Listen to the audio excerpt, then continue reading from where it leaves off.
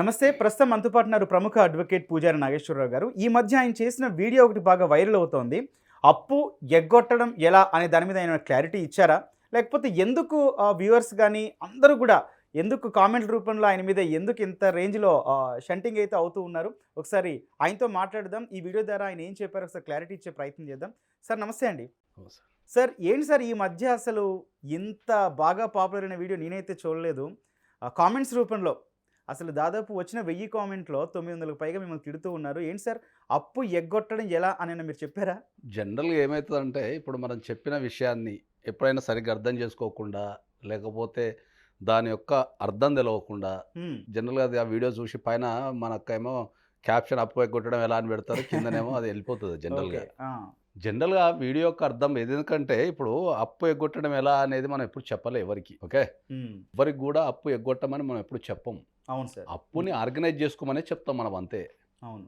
First ఎవరైతే జనరల్‌గా ఇప్పుడు మీరు గూడా చెప్పారు. సుమన్ టీవీ గూడా చాలా కాల్స్ వచ్చినాయి. హ్మ్. ఆ అవును. నెగెటివ్ వీడియో అంతా ఈయన సమాజంలో ఉన్నోళ్ళందరిని అప్పులు ఎరగొట్టమని చెప్తున్నాడని చెప్పేసి హ్మ్. వచ్చినాయని చెప్తున్నారు. అంటే ఎందుకంటే అప్పు లేని వాళ్ళు ఎవరు లేరు సార్. పెద్ద పెద్ద ఆర్గనైజేషన్ ఎవరుండరు. నుంచి కామన్ మ్యాన్ వరకు. ఎవరుండరు. హ్మ్. కాబట్టి నేను చెప్పదలుచుకున్న విషయం ఏంది అంటే, ఎప్పుడు గూడా మనం అప్పు ఎగ్గొట్టమని ఎవరికి చెప్పం. దాన్ని ఆర్గనైజ్ చేయమని చెప్తాం ఫస్ట్. ఫస్ట్ నేను అందరికి చెప్పేది ఏంది అంటే, ప్రతి మనిషి జీవితంలో ఎంత పెద్ద వ్యక్తి అయినా, ఒక చిన్న సామాన్య వ్యక్తి నుంచి ఎంత పెద్ద వ్యక్తి అయినా సరే, ఓకే. ఏదో ఒక దశలో ఎక్కడో ఒకప్పుడు కంపల్సరీ ఫైనాన్షియల్ డిఫికల్టీ అనేది ఏర్పడుతుంది. True. Top most business man తీసుకోండి, లేకపోతే ఇంకెవరైనా తీసుకోండి. ఏదో ఒక దశ వస్తది. ఇప్పుడు ప్రెజెంట్ సిట్యుయేషన్ తీసుకుంటే పేటీఎం బ్యాంక్ ఉంది. ఇప్పుడు పేటీఎం పెట్టినోడు అతి సామాన్య వ్యక్తి. అతి సామాన్య వ్యక్తి. ఒక అత్యంత సాధారణ కుటుంబంలో పుట్టిన వ్యక్తి. ఇవాళ పేటీఎం అనేది మనకు దేశవ్యాప్తంగా పేరు పొందిన one of the top most popular bank. అట్లాంటి దానికి ఇప్పుడు ఒక ఇష్యూ వచ్చి రిజర్వ్ బ్యాంకు ఆపేయమని చెప్తున్నారు. అవును సార్. పేటీఎంని మీరు ట్రాన్సాక్షన్ చేయొద్దు మొత్తం బ్యాంక్‌కి అని చెప్తున్నది. అవును. సో, అది కూడా ఒక ఫైనాన్షియల్ డిఫికల్టీయే కదా! హ్మ్. సో, నేను అని చెప్పేది ఏంది అంటే, ప్రతి వ్యక్తి జీవితంలో ఏదో ఒక దశలో ఎప్పుడో ఒకప్పుడు ఒక ఫైనాన్షియల్ డిఫికల్టీ అనేది ఏర్పడుతది. యెస్. అది చదువుల కోసం కావచ్చు, కొంతమంది పిల్లల చదువు కోసం, వాళ్ళ బాగోగుల కోసం ఖర్చు పెట్టొచ్చు. లేకపోతే బిజినెస్ చేసి ఉండొచ్చు. బిజినెస్‌లో అవగాహన రాహిత్యం కావచ్చు, మార్కెట్ కాంపిటేటివ్ కావచ్చు. యెస్. హ్మ్. తర్వాత మనకు పెళ్లి ఉంటే మన దగ్గర పెళ్లి గాని, ఇంకా ఇతర విషయాలు కొద్దిగా గ్రాండ్‌గా చేస్తాం మనం అప్పులు చేసి. తర్వాత తీరుద్దాంలే శక్తి ఉంది కదా అనుకుంటాం. సో, రకరకాల కారణాలతోని. ప్రపంచంలో ఫస్ట్ అందరికీ అర్థం కాని విషయం ఏందంటే, ఏ వ్యక్తి కూడా అప్పు కట్టొద్దు అనుకోడు ఎప్పుడు కూడా. హ్మ్. అర్థమైందా? ఏ వ్యక్తి కూడా అనుకోడు. ఎంత చెడ్డ వ్యక్తి కూడా నేను అప్పు కట్టొద్దు అనుకోడు. ఓకే. వాడు అప్పు కట్టలేకపోతుండు అంటే ఏందంటే, ఫైనాన్షియల్ మిస్‌మేనేజ్‌మెంట్ అయి ఉంటది అంతే. ఓకే. అంతకు మించి దాని వెనక ఏం కారణం ఉండదు. చాలా కామన్ మ్యాన్ గురించే మాట్లాడుతూ ఉంటారు. ఎందుకంటే ఎక్కువ మంది మిమ్మల్ని ఫాలో అవుతూ ఉంటారు. సార్ మీరిచ్చే అడ్వైస్ ఏంటి సార్ ఈ అప్పు విషయంలో? ఎందుకంటే న్యూస్‌లో చూస్తే అప్పు తీర్చలేక ఆత్మహత్య అని చాలా చదువుతూ ఉంటాం, చూస్తూ ఉంటాం గదా! సో మీరిచ్చే ఐడియా ఏంటి సార్ అసలు? ఈ అప్పు తీసుకున్న వ్యక్తుల గురించి నేను మాట్లాడినప్పుడు ఏమైతదంటే, నా మీద అప్పిచ్చిన వ్యక్తులందరూ దాడి చేసి, "నువ్వు అప్పులెగ్గొట్టమని సమాజానికి మెసేజ్ ఇస్తున్నావా? లేకపోతే అప్పులెగ్గొట్టమని ప్రోత్సహిస్తున్నావా?" అని చెప్తున్నారు. మనం ఫస్ట్ ఎప్పుడు అప్పులెగ్గొట్టమని చెప్పం. రెండోదేంటంటే, నువ్వు అప్పిచ్చే వ్యక్తి ఎవరైతే ఈ అప్పిచ్చే వ్యక్తి ఉన్నారో, వాళ్ళు 10% ఇంట్రెస్టు, 5% ఇంట్రెస్ట్ ఇచ్చుకునే. అవును. ఉన్నారు. రెండోది ఏం చెప్తున్నామంటే, మనం ఈ వ్యక్తులు చనిపోకుండా మనం కాపాడుకోగలిగితే, హ్మ్. ఓకే. అది తాత్కాలికమే. ఏ వ్యక్తికైనా సరే ఫైనాన్షియల్ ఇబ్బందొస్తది. అది ఒక కొంత పీరియడ్ వరకే ఉంటది. ఓకే. ఫైనాన్షియల్ ఇబ్బందనేది ఏ వ్యక్తికి గూడా శాశ్వతం ఉండదు. ఒకవేళ ఫైనాన్షియల్ ఇబ్బంది ప్రతి వ్యక్తికి శాశ్వతంగా గనక ఉంటే మార్కెట్ అసలు నడవదు. బాగా ఆ చెప్పారు. తాత్కాలికంగా ఉన్న పీరియడ్ ఒకళ్ళకి ఒక 6 నెలలు, సంవత్సరము, 2 సంవత్సరాలు, 3 సంవత్సరాలు depend upon there financial situation. వాళ్ళు ఎట్లా హ్యాండిల్ చేసుకుంటున్న దాని మీద మాత్రమే ఆధారపడి ఉంటది. ఓకే. ఓకే. హ్మ్. హ్మ్. దీంట్లో మనం అందరికీ ఏం చెప్తున్నాము? ఏదన్నా కారణం వల్ల గనక, అది ఏ కారణమైనా కావచ్చు. ఇంతకుముందు చాలా స్పష్టంగా చెప్పినాం. హ్మ్. నువ్వు బిజినెస్ చేయడం ద్వారా కావచ్చు, లేకపోతే ఒక చదువుల కోసం కావచ్చు, ఇంక ఎనీ ఇష్యూ కోసం కావచ్చు. హ్మ్. ప్రతి వ్యక్తి ఎదగటానికి మాత్రమే అప్పులు చేసి ఏదో ప్రయత్నం చేస్తాడు. హ్మ్. ఒక 1, 2% ఎవరన్నా హాబీ ఉండి పైసలు ఎగ్గొట్టేది ఉంటే అది అది ఎగ్జంప్షన్.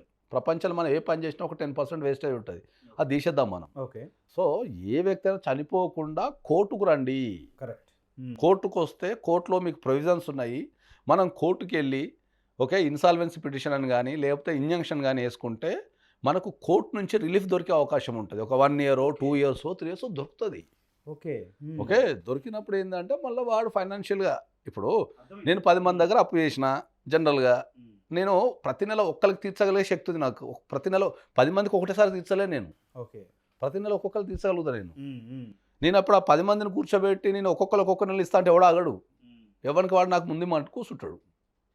అది క్రెడిట్ కార్డ్స్ కావచ్చు, లోన్స్ కావచ్చు, ఏదైనా కావచ్చు. సో ఇంతమందికి ఒకటేసారి కట్టలేని పరిస్థితి ఉన్నప్పుడు దాన్ని ఆర్గనైజ్ చేస్తున్నాం అంతే కోర్టుకెళ్ళి. ఎంత మొత్తంలో అప్పు చేస్తే మీ దగ్గరికి వస్తే అంటే ఈ అమౌంట్ లిమిట్ అని ఏమైనా ఉందా? మీరు వాళ్ళని కోర్టు ద్వారా సేవ్ చేయడం గానీ, ఇంత సర్టెన్ డ్యూరేషన్ లిమిటెడ్ ఇప్పుడు అదే ప్రాబ్లం. ఇప్పుడు నువ్వు అడిగే క్వశ్చన్లో కూడా ఏం అడుగుతున్నావు అంటే ఎంత మొత్తం అప్పు చేసి నీ దగ్గరకు వస్తే అంటే నువ్వు కూడా ఇండైరెక్ట్ ఏం చెప్తున్నావు, అప్పు చేసి నా దగ్గర బాగా చెప్తున్నావు నువ్వు కూడా. లేదు సార్, అలా వచ్చేవాళ్ళు అప్పుడు ఏదన్నా కారణం వల్ల అప్పుల పాలైతే అని చెప్పాలి మనం. ఎంత మొత్తం అప్పు చేసి మీ దగ్గరకు వస్తే అంటే ఇప్పుడు నేను ప్రోత్సహించినట్టు అవుతుంది కాబట్టి అప్పు ఉన్న వాళ్ళు మిమ్మల్ని కన్సల్ట్ ఖచ్చితంగా అవుతారు. చాలా మంది చనిపోతున్నారు, పిల్లల్ని చంపేస్తున్నారు, అవును సార్. తర్వాత కుటుంబాలని చంపేస్తున్నారు, లేకపోతే వాళ్ళు చచ్చిపోతున్నారు. అది ఎంత బాధాకరమైన విషయం. మనం ఆ వ్యక్తి బతుకుంటే మన జీవితకాలం తీర్చగలుగుతాడేమో కదా. ఎన్నో విషయాలు మనం నిత్య జీవితంలో ఎన్నో విషయాలు మనం చూస్తుంటాం. ఇప్పుడు నాకు తెలిసి మనకు టాలీవుడ్ చరిత్రలో పూరి జగన్నాథ్ డైరెక్టర్ ఉన్నారు. అవును సార్, సక్సెస్ఫుల్. ఆయన గురించి నేను పేపర్లలో టీవీలలో ఆయన కూడా స్వయంగా ఎన్నో సందర్భాలు చెప్పినట్టుంది. ఆయన ఒక పోకిరి హిట్ తర్వాత మొత్తం సర్వస్వం కోల్పోయి 100 కోట్ల దాకా కోల్పోయి, ఓకే, 100 కోట్ల వరకు కోల్పోయి మళ్ళీ రెంటెడ్ హౌస్కి వచ్చి మళ్ళీ వాళ్ళకి ఉన్న ఏదైతే పెట్ అనిమల్స్ ఉంటాయి కదా వాటి కూడా తిండి పెట్టలేని స్థితిలో నుంచి మళ్ళీ ఇవాళ ఆయన ఒక సొంత ఇల్లు కట్టుకొని ఆయనకు నచ్చిన ఒక ఇల్లు కట్టుకొని ఇవాళ మళ్ళీ ఒక సక్సెస్ఫుల్ సినిమాలు తీయగలుగుతున్నాడు. నేను అమితాబ్ బచ్చన్ స్టోరీ కూడా విన్నా ఎక్కడో, సూపర్ స్టార్ ఇన్ ఇండియా. అవును. 1990లో అది మనకు కౌన్ బనేగా కరోడ్పతి స్టార్టింగ్ కంటే ముందు ఆయన 100 కోట్ల అప్పేమో ఉందని నిన్న నేను. ఓకే. ఆయన కూడా ఎక్కడో చెప్పిన సందర్భంలో 100 కోట్లు అంతా one of the top most super star ఒక 100 కోట్ల అప్పు ఉండి మళ్ళా ఒక ఆపర్చునిటీ క్రియేట్ చేసుకొని ఆ కేబీసీ ద్వారా మళ్ళీ ఒక ఆపర్చునిటీ క్రియేట్ చేసుకొని మళ్ళీ ఇవాళ ఆయన నెట్వర్త్ వచ్చేసి ఒక 3000 crores ఉన్నాయని చెప్పి మనం పేపర్లో వచ్చిన న్యూస్లే అవి. కాకపోతే ఆయన లాస్ అయిన మాట వాస్తవం ప్రపంచానికి తెలుసు. రైట్. సో ఇట్లాంటి ఆపర్చునిటీని మనం క్రియేట్ చేసుకోండి. తాత్కాలికంగా మీ మీద ఏదైతే ప్రెషర్ పడకుండా అప్పుల వాళ్ళు కానీ, క్రెడిట్ కార్డు వాళ్ళు కానీ, బ్యాంక్ లోన్స్ వాళ్ళు కానీ మీ మీద ప్రెషర్ పెట్టకుండా ఎట్ ఏ టైం కట్టమనకుండా మనం కోర్టుకెళ్ళి మనం పారిపోమని చెప్తాను, ఎవరిని పారిపోమని చెప్తాను లేదు, దొంగతనం చేయమని చెప్తాను లేదు, లేకపోతే ఇంకేం చెప్తానులే. చట్టం నీకు ఇచ్చిన ఒక ప్రొవిజన్ ఉంది, నువ్వు ధైర్యంగా కోర్టుకెళ్ళి నిలబడి కోర్టులో నీ పరిస్థితి చెప్పుకొని అక్కడి నుంచి ఏదో ఒక ఆర్డర్ తెచ్చుకొని వీళ్ళని సమాధానపరచు, నేను కడతా, నాకు ఒక 1 year టైం, ఒక 2 years టైం, ఒక 3 years టైం, నేను ఖచ్చితంగా కడతా అని చెప్పమని చెప్తున్నాం మనం అందరికీ. ఎవ్వరికి కూడా మనం అప్పులు కట్టద్దు లేకపోతే ఎగ్గొట్టండి అని మనం ఎక్కడ చెప్తాం లేదు. ఒక బ్రేక్, ఒక ఫైనాన్షియల్ బ్రేక్ అంతే. ప్రతిదానికి ఇప్పుడు ఓవర్ పని చేసిన తర్వాత నువ్వు బ్రేక్ తీసుకోవా? ఎవడో అంతే, బ్రేక్ అడుగుతున్నాం అంతే. We're asking the break, we're going to the court. అరే నాకు ఈ ఫైనాన్షియల్ ఇబ్బంది ఉంది, నేను ఇప్పుడు సర్దుబాటు చేయలేకపోతున్నా, నాకు ఒక 2 years ఒక 3 years టైం అని అడుగుతున్నాం అంతే. దానికి నేనేదో అప్పులు ఎగ్గొట్టామని ప్రపంచానికి చెప్పినట్టు, లేకపోతే అప్పులందరూ ఎగ్గొట్టి నా దగ్గరకు వస్తే నేను కేసులు వేసినట్టు నేను అదే చెప్తున్నా. మీరు ఇంతమంది కామెంట్లు పెడుతున్నారు కదా, ఆత్మహత్య చేసుకుంటే కనీసం ఒక 500 మందిని నేను కాపాడినా, ఛాలెంజ్ కాస్తాను దీనిపైన. 500 కుటుంబాలని కాపాడినా నేను, 500 కుటుంబాలని కాపాడినా. మళ్ళీ వాళ్ళకి నేను ఫైనాన్షియల్ అడ్వైజ్ ఇచ్చిన, మళ్ళీ వాళ్ళ ఫైనాన్షియల్గా ఎట్లా సెట్ చేసుకోవాలనేది కూడా నేను రీడిజైన్ చేసి నాకు వీలైనంత సాయం కూడా చేసి ఇచ్చిన సందర్భాలు ఉన్నాయి. అరే ఇప్పుడు ఇదేవాడు పట్టించుకోడు. ఇప్పుడు నేనేం సమాజానికి ఏమి, సభ్య సమాజానికి ఏమి అప్లై కొట్టి తిరగమని చెప్తానులే. చాలా బాగా, చాలా మంచి. నేను కూడా సమాజంలో ఉన్నా, నేను కూడా అప్పుడప్పుడు తెచ్చుకుంటా, ఫ్రెండ్స్ దగ్గర తెచ్చుకుంటాము, రిలేటివ్స్ దగ్గర తెచ్చుకుంటాము, బ్యాంక్ నుంచి తెచ్చుకుంటాము. ఎవ్వరు కూడా ఈ ప్రపంచంలో అందరూ అర్థం చేసుకోవాల్సిన విషయం ఏంటంటే భూమి మీద పుట్టిన ఏ వ్యక్తి కూడా అప్పెగొట్టాలనుకోడు. Right sir, thank you sir. Right, ఇది మొత్తంగా ఫైనాన్షియల్ డెఫిషియన్స్తో, ఆర్థిక ఇబ్బందులతో కుటుంబాలే ప్రాణత్యాగాలు చేస్తున్న సిచ్యువేషను. అందులోంచి వచ్చిన బాధలోంచే భయపడకండి, ఆత్మహత్య చేసుకునేంత దాకా వెళ్ళకండి, చట్టం నుంచి రక్షణ కల్పించే ఒక అద్భుతమైన మార్గం ఉందని మాత్రమే నేను వివరణ ఇస్తున్నట్టు కూడా పూజారి నాగేశ్వరరావు గారు చెప్తున్నారు. Thank you.